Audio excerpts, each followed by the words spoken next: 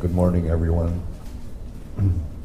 I'm very pleased to be able to speak with you today, which marks the first anniversary of the Arbitral Tribunal's award on the case that the Philippines filed against China.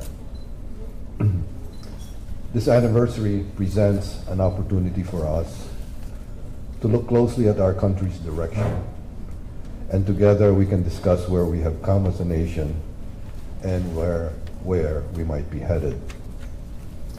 There are today many questions. Perhaps the first question should be, where does the Philippines stand today? In the past 12 months, China has been provided a most favorable environment in the Philippines, as we have not seen the change that we would have wanted from Beijing.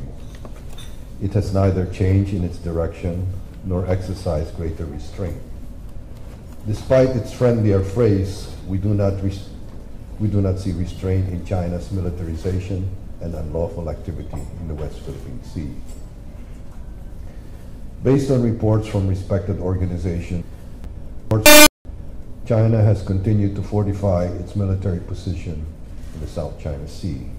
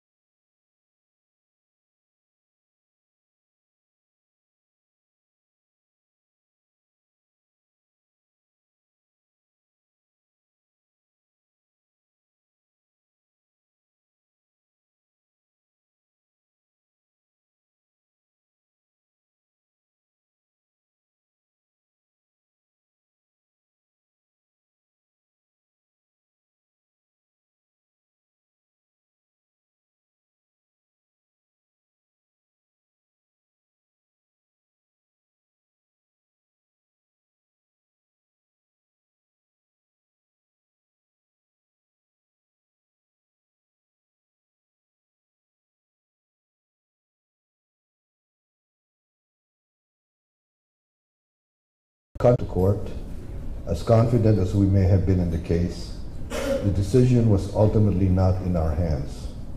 We could then only hope that the tribunal would agree with our views. In a decision that stood apart from power and stood strongly on facts, the Arbitral Tribunal vindicated our country and, just as importantly, upheld the rule of law over the waters in the South China Sea. Now, the ruling is an integral and indelible part of the universal body of international law. And today, on the anniversary of the ruling, we should be proud of our country's leadership on this issue.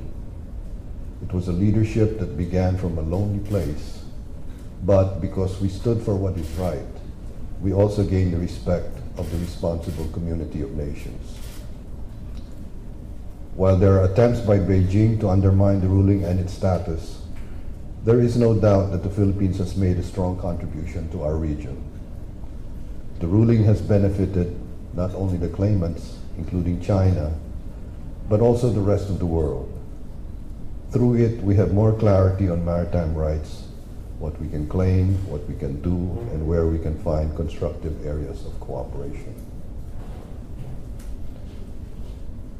Where do we go from here?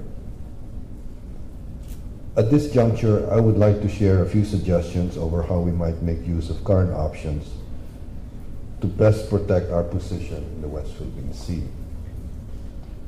First, I believe that our leadership should be categorical on protecting our sovereignty and our national patrimony. This refers to our stance on what is ours by history and by law in the West Philippine Sea and all throughout our archipelago. This notion is at the core of our responsibility to be stewards of our resources for all Filipinos, including future generations. In consonance with our Constitution, we should pursue efforts to explore our resources to the ultimate benefit of the Filipino people. We cannot trade away our sovereignty or sovereign rights, and we should not even give the impression that we are willing to do so.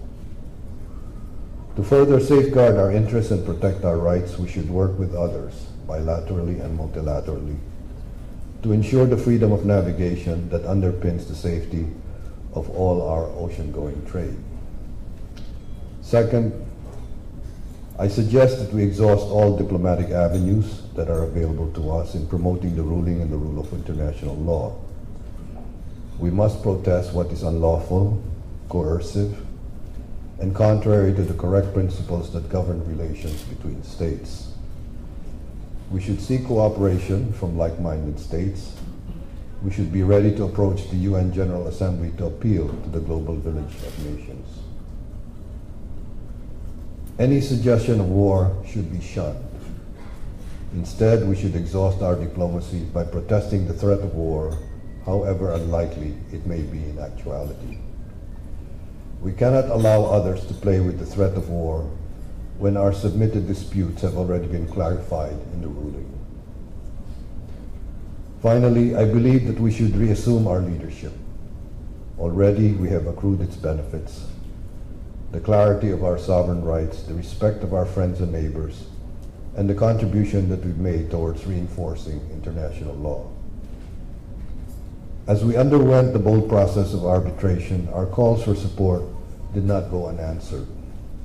We had, and hopefully continue to have, the support of the responsible community of nations.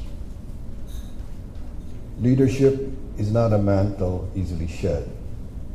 Even today, countries hope for us to lead from our position of strength.